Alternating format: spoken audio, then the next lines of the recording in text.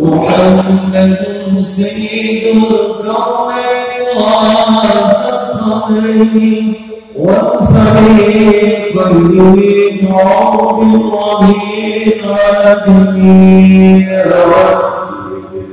المصطفى قريب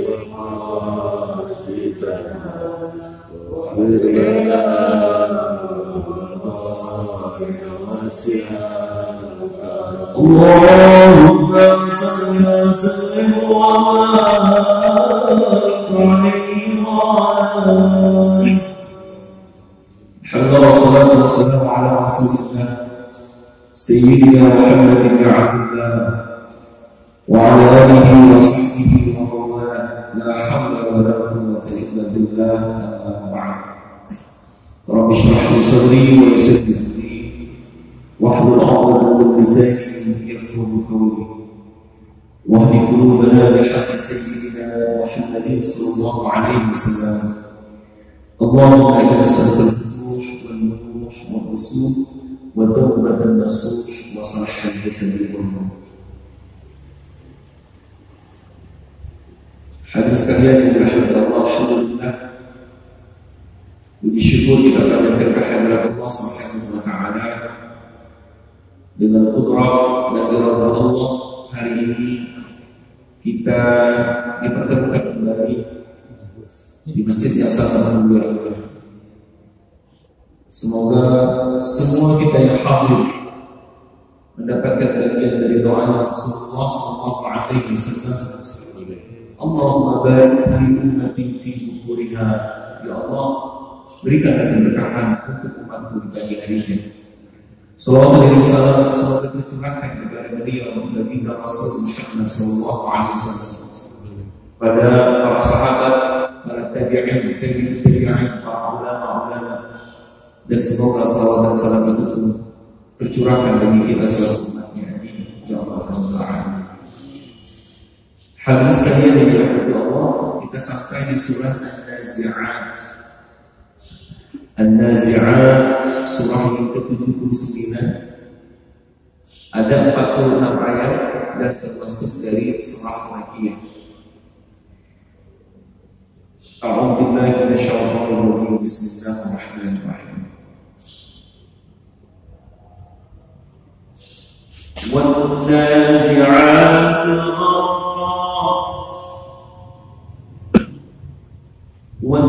وَالنَّاشِطَاتِ نَشْطًا وَالسَّابِحَاتِ سَبْحًا فَالسَّابِقَاتِ سَبْقًا فَالْمُدَبِّرَاتِ أَمْرًا يَوْمَ تَرْجُفُ الرَّاجِفَةُ تتبعها الرادفة قلوب يومئذ واجفة. صدق الله. An-Nazi'at artinya yang mencabut. An-Nazi'at yang mencabut. Pada surah ini Allah Subhanahu wa taala menggambarkan tentang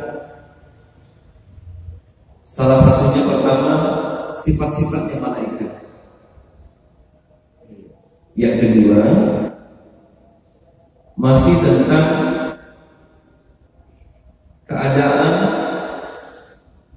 manusia nanti ketika dibangkitkan dari kubur. Dan masih berbicara mengenai huru-hara yang terjadi pada hari kiamat. Baik, sama-sama kita lihat surah An-Nazi'at ini. A'udzubillahi minasyaitonir rajim. Wan-nazi'ati gharqa Naza'a yanza'u itu artinya mencabut.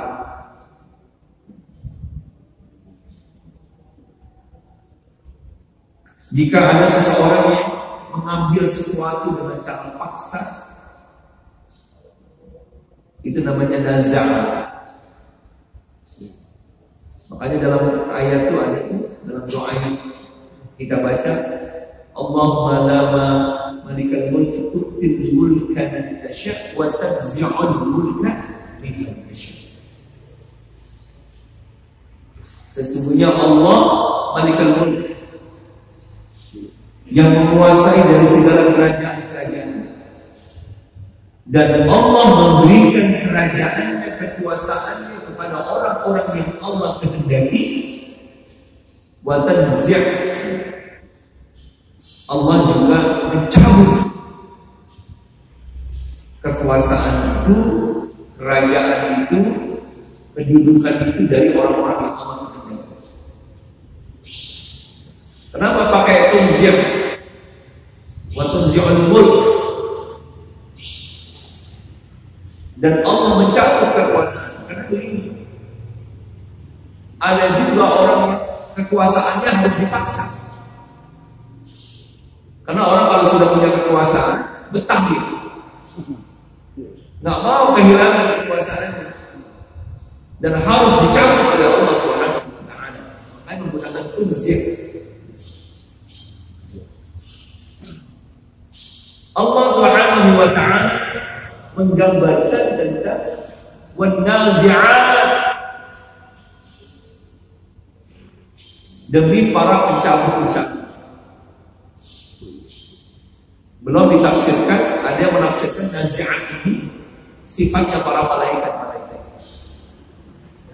Tetapi tidak menyebutkan siapa yang mencabutnya. Hanya menyebutkan demi yang mencabut. Maka ditafsirkan wan-nazi'at, demi yang mencabut nyawa dengan paksaan, dengan kekerasan. Yang bisa melakukan itu hanya malaikat. Hanya diartikan wan-nazi'at, meskipun tidak disebutkan siapa yang mencabutnya itu. Para mufassir mengartikan nazi'at di sini adalah malaikat mencabut nyawa. Jadi demi, kata Allah, para malaikat yang mencabut nyawa dengan penuh paksaan. Nyabutnya tuh kalau bahasa Melayu dibetok. Gharqa, dalam hadis ada digambarkan, man mayyitu fi qabrihi illa man ghariq, kan ghariqul mutaghawwif. Tidaklah seseorang di dalam kubur kecuali seperti orang yang tenggelam, yang terbawa derasnya air, yang dia itu meminta pertolongan. Gharib itu artinya dalam, bisa artinya tenggelam. Maka diartikan di sini dalam tafsir wan-nazi'atil gharqa, demi para malaikat yang mencabut nyawa dari dasar, dari sesuatu yang sangat dalam, sehingga satu gambaran mencabutnya itu dengan penuh tenaga, harus dikeluarkan dengan penuh kekerasan. Pertanyaannya, siapakah orang-orang yang ketika rohnya diambil, dicabut oleh malaikat itu dengan penuh kekerasan? Tentu mereka adalah orang-orang kafir. Maka demi malaikat yang mencabut nyawanya orang-orang kafir, orang-orang yang bermaksiat kepada Allah, orang-orang yang kufur kepada Allah, mereka yang wafatnya dalam keadaan su'ul khatimah, dicabut dengan penuh kekerasan. Yang bagaimana udah tak bisa terbayang rasa sakit ini. Hadis kalian dari Allah Subhanahu wa Ta'ala,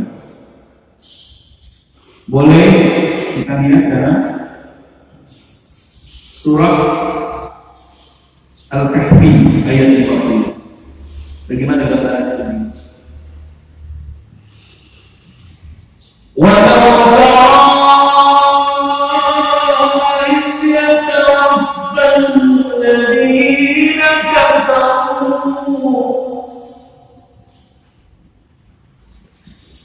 يتوفى الذين كفروا الملائكة يضربون وأدبارهم وذوقوا عذاب الحريق.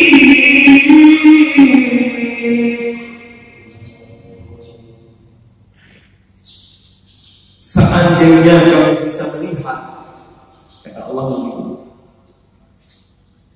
Idyalawafan ladina kafaru, ketika para malaikat-malaikat mencabut nyawa mereka, ketika mematikan mereka. Apa yang mereka lakukan? Bagaimana cara malaikat mencabut nyawanya orang-orang kafir? Yadribuna wujuhahum, mereka pukuli muka. Cekrak. Kenapa? Ya karena harus dipaksa keluarnya. Udah nggak ada rasa kasihannya. Yadribuna wujuhahum, itu orang-orang kafir yang ketika dicabut awalnya dipukulin dulu mukanya tuh sama malaikat kejerak. Wa adbarahum, dan memukuli belakang mereka. Apa kata malaikat itu? Punggungnya dipukuli di sini, dipaksa, didorong supaya keluar tuh roh dari badan.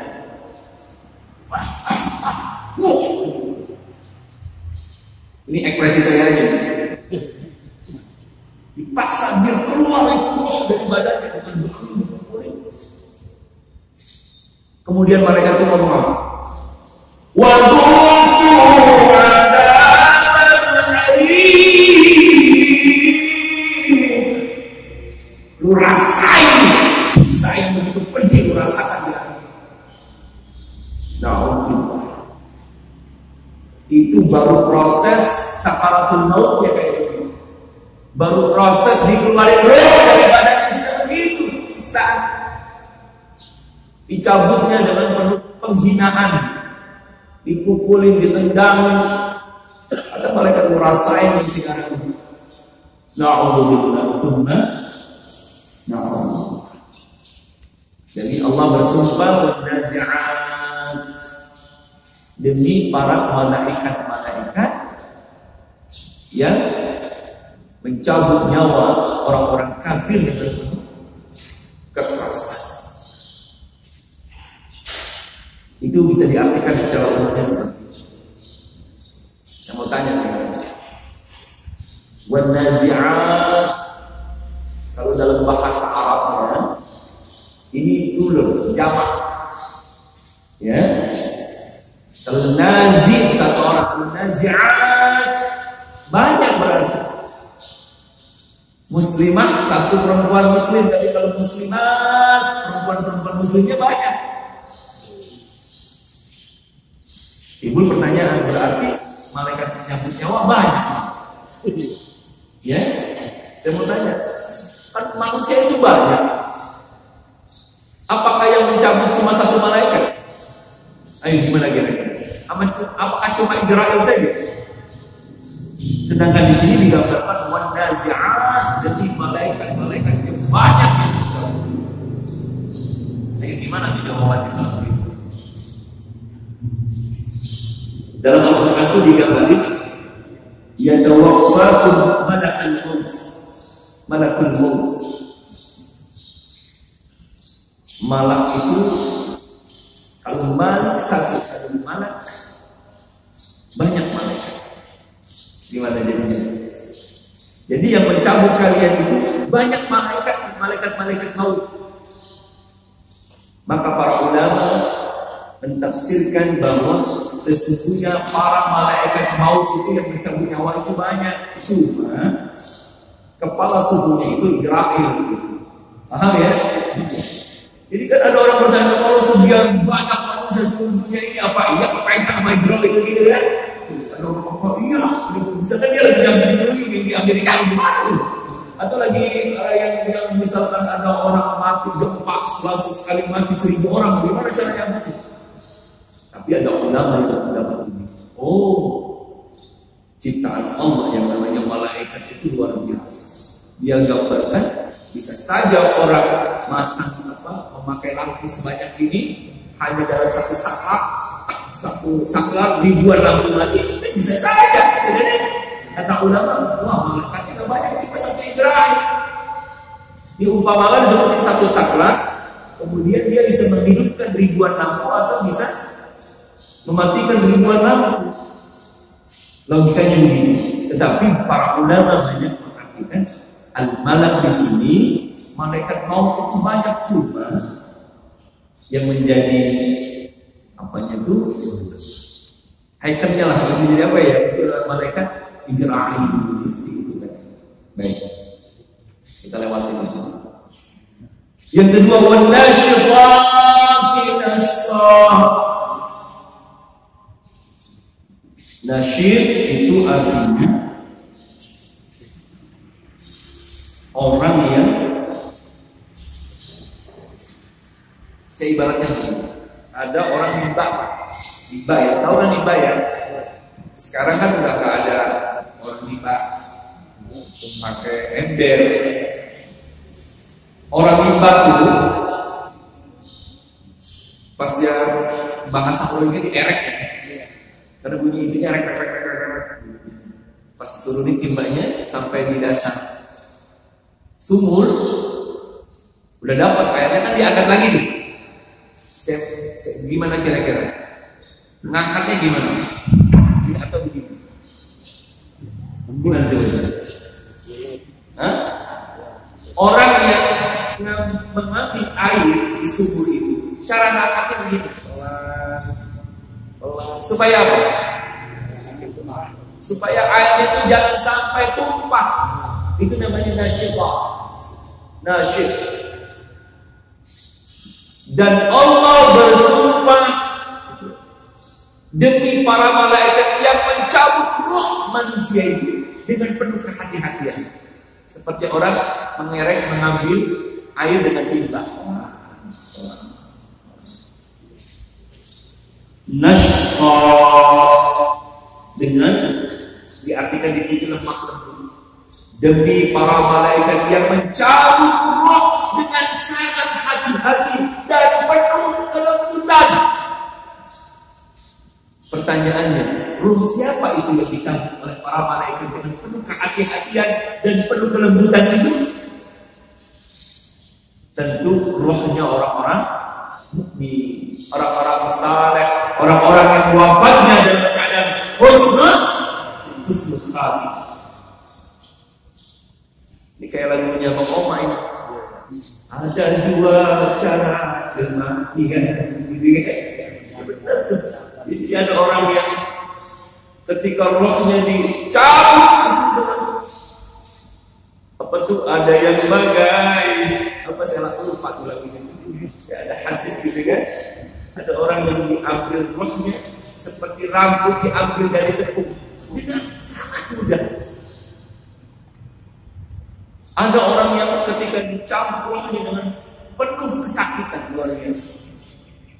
Dan Allah Subhanahu wa taala bersumpah demi dua ini.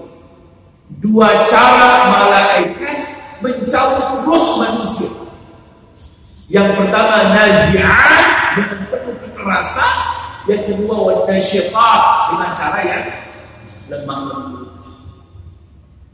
Maka janji Allah Subhanahu wa taala orang-orang mukmin, orang-orang yang beriman kepada Allah, orang-orang saleh, orang-orang yang takwa yang menjalankan perintah Allah ketika nanti di akhir hayatnya, ketika dia wafat dalam keadaan husnul khatimah, akan diambil ruhnya oleh para malaikat itu dengan penuh kehati-hatian. Itu yang dimaksud.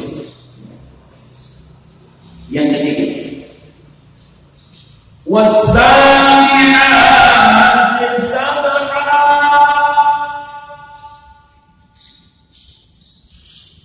Demi para malaikat.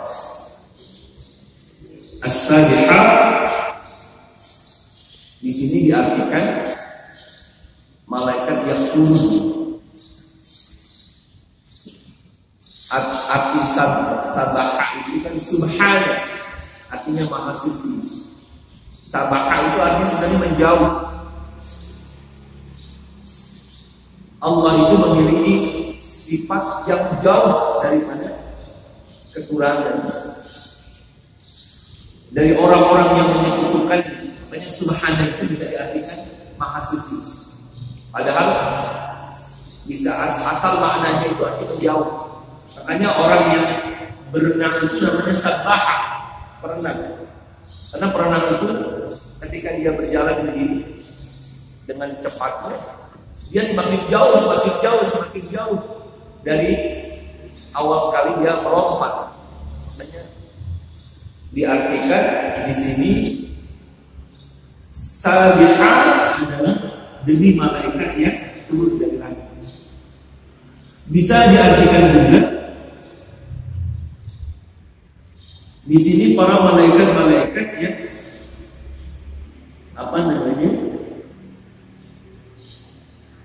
mengurusi, mencabut ruh manusia itu dengan seperti orang berenang, pelan seperti itu. Diambil rohnya oleh malaikat, tidak langsung sekali seperti orang berenang, tahap, 2 tahap, 3 tahap. Jadi orang-orang mukmin itu karena para malaikat saking memuliakan, cara mengambil rohnya pun tidak seperti itu, pelan, seperti orang-orang yang orang-orang yang sedang berenang.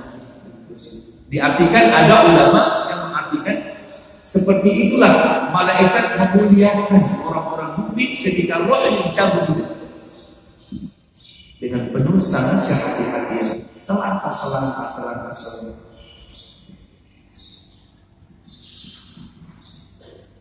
Fasabiqatu sabqa.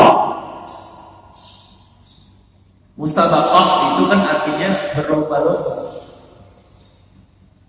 Fasabiqah, Allah Subhanahu wa taala bersumpah demi malaikatnya as-sabiqah yang mendahului. Sabaqah dengan kencang. Maksudnya apa ini? As-sabiq di sini diartikan bahwa para malaikat itu berlomba-lomba, bersegera maksudnya. Bersegera ketika yang diambil rohnya orang-orang mukmin, bersegera malaikat itu menghantarkan rohnya orang-orang mukmin menuju surga Allah Subhanahu wa taala.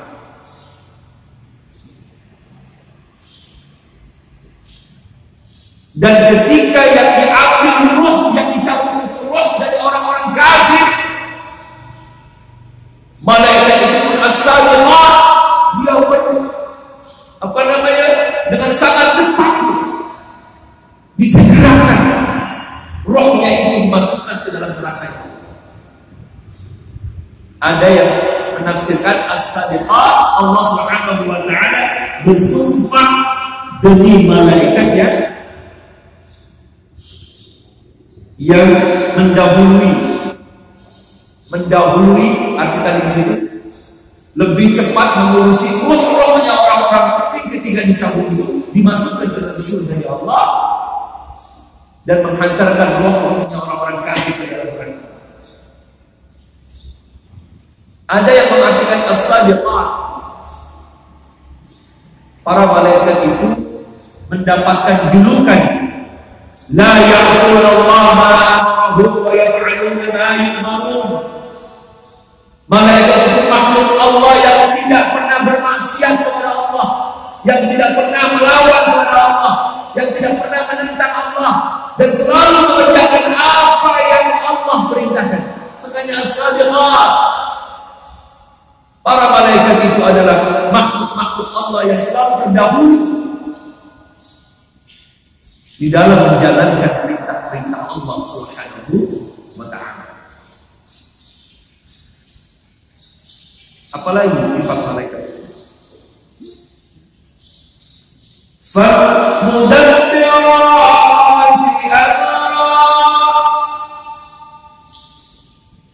demi yang mengurusi, yang mengatur segala urusan-urusan manusia, urusan-urusan makhluk. Di sini juga Pak disebutkan siapa yang mengurusi urusan makhluk itu. Maka para ulama tafsir bersepakat yang bisa mengurusi urusan manusia itu adalah para malaikat-malaikat. Ada pertanyaan ekstrim, nanti jawabnya. Ada saya dulu punya murid tanya, Allah kan maha kuasa, Allah maha berkehendak, Allah maha bisa melakukan apa saja. Kenapa harus menciptakan malaikat sebagai pembantu? Ya. Malaikat itu kan punya tugas-tugas. Israfil tugasnya fitrahman, Israfil cabut nyawa, Jibril turunkan wahyu, turunkan hujan, turunkan rezeki, Munkar Nakir menjaga kubur gitu kan, Raqib Atid selalu mendampingi, Ridwan menjaga surga, Malik menjaga neraka. Kenapa? Allah kan bisa sendiri, kenapa harus pakai malaikat gitu kan? Seperti presiden dengan menteri. Jadi menggambarkan yang terlalu jauh. Nantilah jawabannya sekarang. Dan jadi malaikat-malaikat itu diberikan tugas oleh Allah mengurusi segala urusan manusia. Siapa yang mengurusi urusan manusia itu? Para ulama tafsir berpendapat yang mengurusi urusan manusia itu adalah malaikat Jibril alaihissalam. Kalau tadi yang pertama An-Nazi'at, di situ malaikat Jibril. Dalam bentuk apa urusan manusia? Hujan, rezeki, ya semua segala urusan-urusan manusia. Ada malaikat yang diberikan tugas oleh Allah untuk mengurusi. Dan Allah bersumpah, "Fal-mudabbirati amra", demi malaikat yang kerjaan itu selalu dia itu mudabbirat, yang mengatur segala urusan-urusan dunia ini. Urusan-urusan dunia, panas, hujan, ya apalah, itu ada malaikat yang mengatur segala apa yang ada di dunia. Hadirin sekalian yang dirahmati Allah, dulu pernah saya sampaikan, sesuatu yang dijadikan sumpah oleh Allah itu menunjukkan bahwa yang dijadikan sumpah itu memiliki kehebatan yang luar biasa, memiliki keistimewaan. Dan biasanya ketika Allah bersumpah itu menggambarkan isi dari apa yang menjadi sumpah itu. Misalkan begini, wadduha, demi waktu duha. Ada apa dengan duha itu misalkan? Sampai Allah bersumpah demi waktu duha. Karena ma wadda'aka rabbuka wa ma qala. Pada masa itu, masa yang penuh kesuraman bagi Rasulullah. Ketika itu Rasulullah diejek, diolok bahwa Muhammad itu udah ditinggalkan sama Tuhannya, Muhammad udah dicuekin, Muhammad udah gak dapat wahyu lagi, sehingga menjadi gelap. Maka Allah Subhanahu wa ta'ala menjawab, ma wadda'aka rabbuka wa ma qala. Sekali-kali Tuhan itu tidak akan meninggalkan wahai Muhammad. Maka wadduha, demi waktu duha, demi cahaya yang memecah kegelapan ketika itu. Dengan apa? Dengan hidayah, dengan motivasi yang kuat yang Allah berikan kepada Rasulullah SAW. Ketika itu Rasulullah sedikit galau karena olokan ejekan dari orang-orang kafir. Muhammad itu orang gila, Muhammad ditinggal petuahnya, kasihan dia dulu. Wadduha dan waktu duha yang menyinari kehidupan Rasulullah sallallahu alaihi wasallam ini. Ada ulama yang menafsirkan seperti itu. Seperti misalkan wal asr, demi waktu asar. Kenapa Allah bicara bersumpah dengan waktu asar? Waktu asar itu adalah waktu yang sedikit lagi sampai ke maghrib. Dan pada ayat surah itu berbicara tentang umur. Innal insana lafi khusr. Semua manusia itu dengan umurnya itu dia rugi, udah asar. Dikit lagi lo maghrib. Maka kata Allah, ada orang-orang yang gak rugi. Siapa? Illal ladzina amanu wa 'amilus shalihat. Orang-orang yang beriman dan beramal saleh. Karena itu kata Allah, kamu udah asar, udah dekat maghrib, udah gak usah ngerjain yang lain. Amanu wa 'amilus shalihat, tawassaw bil haqq, tawassaw bis sabr. Gitu maksudnya. Jadi setiap Allah bersumpah itu, sumpah itu sebetulnya menjadi isi dari apa yang Allah sumpah. Itulah indahnya bahasa Al-Quran. Hadirin sekalian yang dimuliakan Allah Subhanahu wa taala, maka dari sumpah yang lima ini, wadzazi'ati ghamqa, wan-nasiqati nashqa, was-sabihati sabha, was-sabiqati sabqa, wal-mudabbirati amra. Maka Allah jelaskan, yauma tarjufu rajifah. Allah menggambarkan di mana akan terjadi hari kiamat yang sangat luar biasa. Barangkali sampai di situ dulu 5 ayat ini kita bahas mengenai sifat-sifat yang menggambarkan dari para malaikat. Dan nanti kita akan lanjutkan ada apa dengan sumpahnya Allah menggunakan malaikat ini. Pertama nanti yauma tarjufu rajifah. Banyak orang-orang yang menyesal ketika dulu semasa hidupnya itu dia tidak melakukan amal saleh, sehingga mereka mengatakan yaquluna inna lamarduduna fil haqq aidza kunna 'idhaman. Apa ini ya? Kita ini kok bisa bangun lagi? Padahal kita udah ribuan tahun di tanah ini. Berulang kita udah berserakan. Apa ini bener dipegangin badannya gitu kali ya? Nggak percaya gitu. Ini kan cerita Nabi, cerita orang yang ketika dibangkitkan oleh Allah pada hari kiamat nanti, dia nggak percaya kalau dia itu betul-betul bisa hidup lagi gitu kan? Nah, masya Allah, ceritanya nanti menarik. Terus ikuti. Dan terima kasih atas segala perhatiannya. Mohon maaf jika banyak kekeliruan dan kekurangan. Mudah-mudahan Allah Subhanahu wa taala selalu memberikan kita hidayah, bimbing kita, dan insyaallah kita terus semangat untuk selalu melakukan kebaikan di jalan Allah meningkatkan semua lalu. Amin ya rabbal alamin. Kita baca doa kafaratul majalis. Subhanallahumma wa bihamdika asyhadu an la ilaha illa anta astaghfiruka wa atubu ilaik. Wallahu muwaffiq ila aqwamit thariq. Wa sallallahu ala sayyidina Muhammadin wa ala alihi wa sahbihi wa sallam walhamdulillahi rabbil alamin. Wassalamu alaikum warahmatullahi wabarakatuh.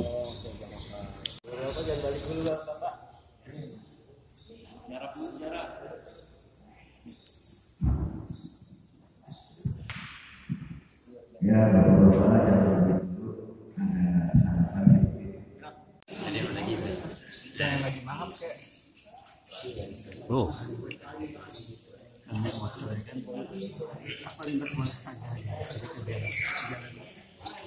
Dalam penghuni surga lagi makan nih. Amin.